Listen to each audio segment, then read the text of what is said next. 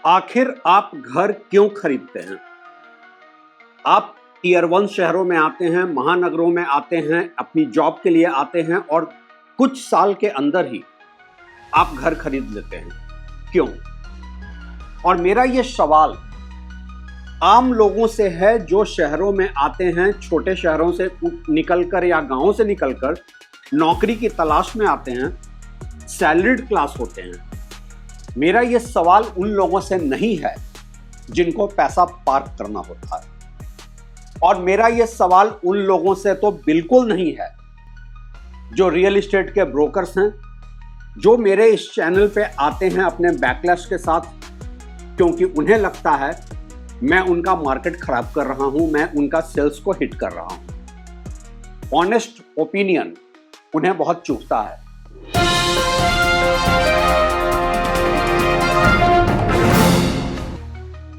जिन लोगों को पैसा पार्क करना है, और मैंने अपने पुराने वीडियो में कई बार ये बताया है कि जिन लोगों को पैसा पार्क करना है, रियल एस्टेट उनके लिए बहुत अच्छा एवेन्यू है।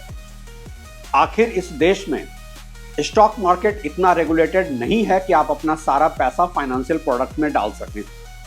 तो नॉर्मली मैं एडवाइस करता हूं 40-40-20, 40% रियल एस्टेट, 40% फाइनेंशियल प्रोडक्ट्स और 20% स्टॉक से निकलकर गोल्ड।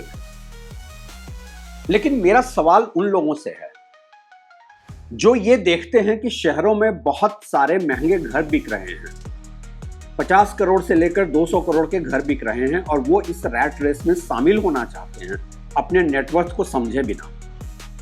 वो सारे लोग जो महंगे घर खरीद रहे हैं, लग्जरी और अल्ट्रा लग्जरी खरीद रहे हैं, उनकी असलियत आपसे अलग है।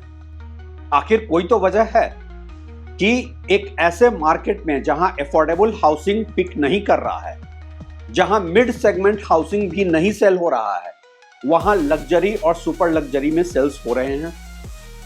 तो उन पैसा पार्क करने वालों की कहानी आपसे अलग है, उनके फाइनेंशियल हालात आपसे जुदा हैं।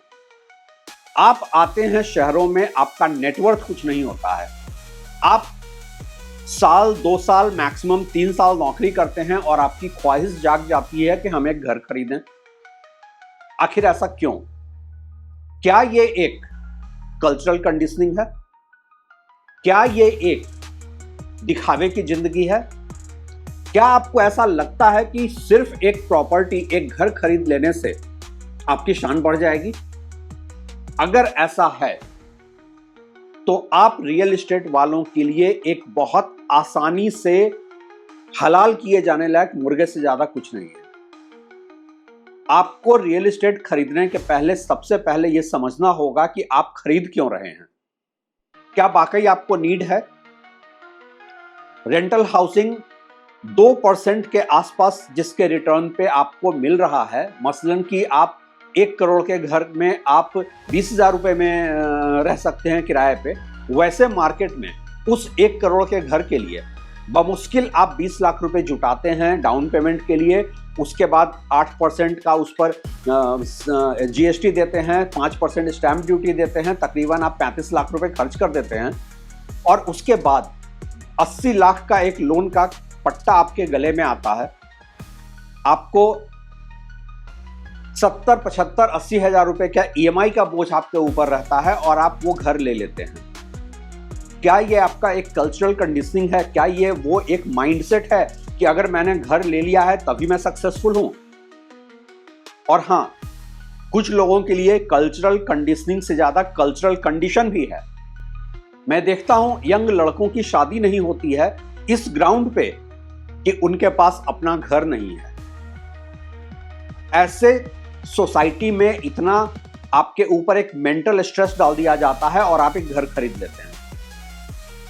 ये घर खरीदना, अगर आप बोरोड कैपिटल के साथ खरीद रहे हैं, ये आपकी जिंदगी का सबसे खराब फाइनेंशियल डिसीजन होता है, और खासकर तब जब आप उतना पैसा बोरो कर रहे हैं जितना आपका नेटवर्थ नहीं है। देखिए, अगर आपका नेटवर्थ 1 करोड़ रुपए का है और आपने हाउसिंग लोन फिर भी 1 करोड़ का ले लिया है, फिर कोई प्रॉब्लम नहीं है, फिर वो लायबिलिटी नहीं है, वो लीवरेज है। आप अपने 1 करोड़ के इन्वेस्टमेंट से मार्केट में 12%, 14% कमा रहे हैं। और इधर आप 7.5-8%, 8.5% पे होम लोन बोरो कर रहे हैं। एक आर्बिट्राज है आपके फेवर में, वो आपका लीवरेज है। लेकिन अगर आपका नेटवर्थ नहीं है, अगर आपकी रीपेमेंट कैपेसिटी के नाम पे सिर्फ आपकी सैलरी है, जो कि आज के जॉब मार्केट में जिसकी कोई गारंटी नहीं है कि वो कितने दिन चलेगी, और आप ऐसे में घर खरीदते हैं, तो वो एक बहुत ही खराब फाइनेंशियल डिसीजन होता है।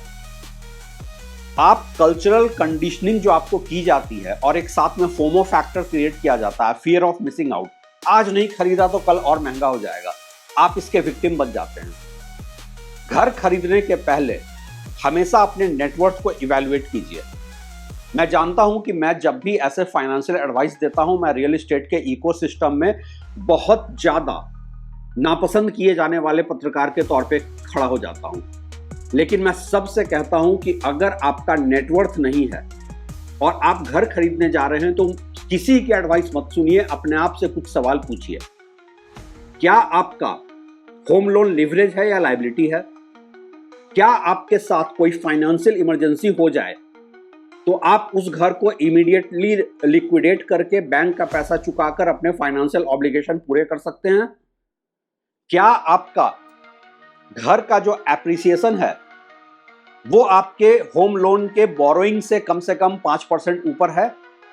और अगर ये सारे नहीं हैं, तो माफ कीजिएगा, ये मार्केट बिल्डर्स का नैरेटिव इतना स्ट्रांग है कि वो आज कल्चरल कंडीशन क्रिएट कर देंगे कि आप घर खरीद लो, क्योंकि आपके घर खरीदने के बेनिफिशियरी तो सब हैं। बिल्डर अपना हाईली इन्फ्लेटेड प्रॉपर्टी आपको बेच रहा है, एक सब स्टैंडर्ड हाउसिंग को महंगे रेट पे आपसे बेच रहा है, ब्रोकर कमीशन कमा रहा है, बैंक होम लोन के इंटरेस्ट रेट से पैसे कमा रहा है, और सरकार स्टैंप ड्यूटी और जीएसटी से कमा रही है।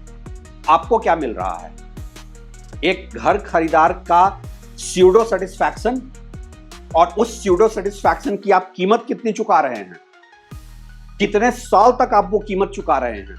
अगर आप एक यंग लड़के हैं, नौकरी पेशा में अभी आए हैं, आपको कोई फाइनेंशियल इमरजेंसी हो जाती है, आप स्टकअप हो जाते हैं। फाइनेंशियल इमरजेंसी छोड़ दें, आप लाइफ के बहुत सारे प्लेजर्स से कॉम्प्रोमाइज करते हैं।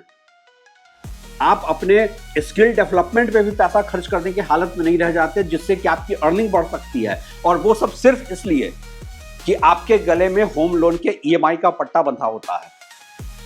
अगली बार अपने आप से ये सवाल जरूर पूछिएगा कि आपको घर क्यों खरीदना चाहिए, और अगर कोई आपको ब्रेन वॉश कर रहा है तो उससे भी पूछिएगा कि आखिर मैं घर क्यों खरीदूं, इसके मेरे एडवांटेजेस क्या हैं और डिसएडवांटेज क्या है। कॉस्ट बेनिफिट एनालिसिस जरूर कीजिएगा। एक बार फिर क्रिटिक्स आ जाएंगे इस वीडियो पे अपने बैकलैश के साथ, लेकिन एक एवरेज यंगस्टर को रियल एस्टेट के इस इकोसिस्टम से बचाना, उनको सही गाइडेंस देना मेरी जिम्मेदारी है, और मैं अपनी ये जिम्मेदारी बार बार निभाता रहूंगा। हाउसिंग या तो लीवरेज है या लायबिलिटी है, और ज्यादातर केसेस में मैं देखता हूं अपने आसपास लोगों को कि वो एक लायबिलिटी लेकर बैठे होते हैं। आप उसमें से तो नहीं हैं। अपने आप से ये सवाल जरूर पूछिएगा, और खरीदने के पहले ये सारे सवाल अपने आप से पूछिएगा। Thanks for watching.